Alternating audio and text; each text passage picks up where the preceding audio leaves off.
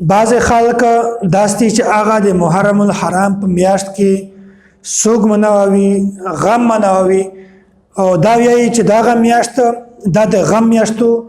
دا غم میاشت خوشي میاشت نه دو په دا غم میاشت کې توس غم مناوي په دا میاشت کې توس خوشي کله هم مناوي دغه وجه دادو چې په دا غم میاشت کې حضرت حسین رضی الله تعالی عنه د خاندان د دا وړو او ستر دا ټول په ظلم سره په بیدردۍ سره دا شهیدون شوی وي دغه واجب نه توس په دغه میاشت کې غم مناوي خوشي کله ما مناوي دی وی چې دغه میاشت د غم دو ځکه چې په دغه میاشت کې حضرت حسین رضی الله تعالی عنہ شهید شوی وو مطلب د دې دا دی چې دا شهادت دی په شهادت باندې غم مناوي دی دا وی چې شهید شوی دی ځکه مش غم مناوي حالانکه شهادت د غم وجه نه دو بلکې دا خبره په ذهن کې شنوي چې شهادت د الله تعالی د طرف نه یو د سعادت او یو د خوشي ول شي دي کچيره شهادت د الله تعالی د طرف نه د سعادت او د خوشي ول شي نه وای نو رسول الله صلی الله علیه وسلم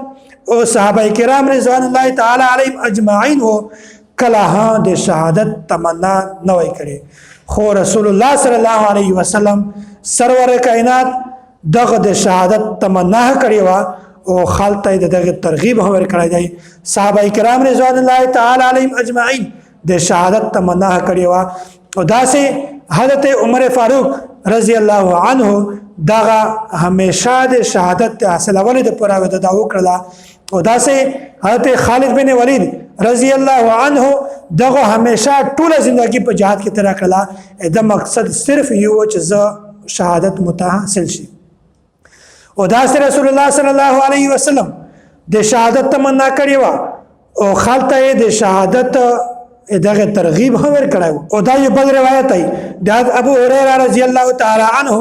د نبی علیه الصلاه والسلام نه دا روایت نقل کوي یا چې نبی علیه الصلاه والسلام فرمایي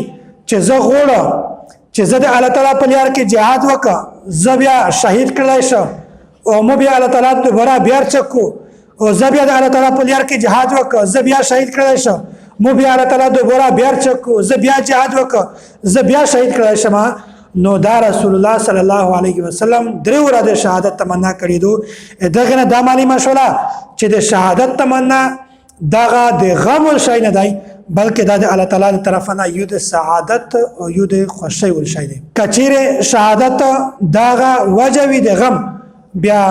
څومره زیات صحابه کرام رضوان الله علیهم اجمعین دا شهیدون شوی دي حضرت عثمان غنی رضی الله تعالی عنہ شهید شوی دی حضرت علی کرم الله وجهه دا شهید شوی دی حضرت عمر فاروق رضی الله تعالی عنہ شهید شوی دی او نور شهیدون شوی دي خو کله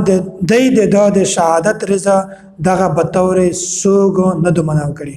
او دا سه کمیشت وخت د نبی علیه الصلاه والسلام په حیات مبارکه کې څومره زیات غټ بزرګونو فاس شوی دي شهیدون شوی دي خو نبی علیه الصلاه والسلام کله د شهادت رضا دا بتور سوګ بتور یادگار کله نه دومناو کړي دغه نه د معلومه شولا چې شهادت دا وجه د غم نه دو بلکې شهادت د سعادت او د خوشي ول شي نو سوګ مناول د شزه د پوره خو گنجائش تا خو د سړی د پوره کله دغه گنجائش نشتا درې ځای نه داسې چې پاګه کې د شزینه د پوره دغه گنجائش تا کله چې د یو شزه یو پړوسی رشتہ دار وفات شي بیا درش په دغه شزه د پوره د سوګ مناوله د غم مناوله گنجائش تا په د نازیتای نشتا کله چې یو سړی خپل شزه ته طلاق باین ورکو ته عیدت په وخت کې د سوګ د غم مناوله اجازه ته په د نازیتای اجازه نشته او چې کله د یو شزه خوند وفات شي بیا شزه ته د عیدت په وخت کې د سوګ مناوله اجازه ته په د نازیتای اجازه نشته الله تعالی د مشت ټول د داسې بدعات نه او د داسې رسومات نه په حفاظت کې وسوتي الله تعالی د مشت ټول ته